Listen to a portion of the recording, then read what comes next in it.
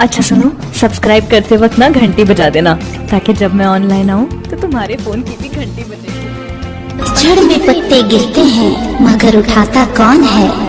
प्यार तो सभी करते हैं मगर निभाता कौन है।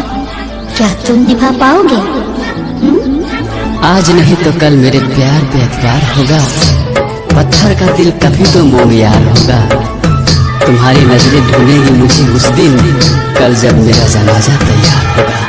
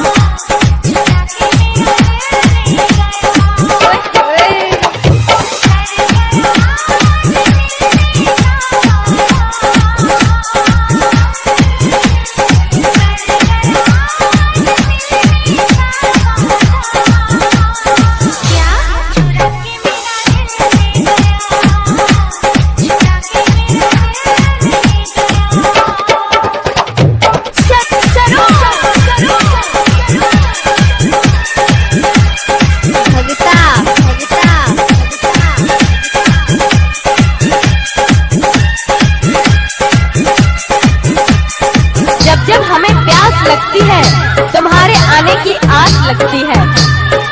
तुम्हारी दीवानगी में हो गए हम इतने दीवाने कि हर लड़की की माँ अपनी सास लगती है, सास लगती है।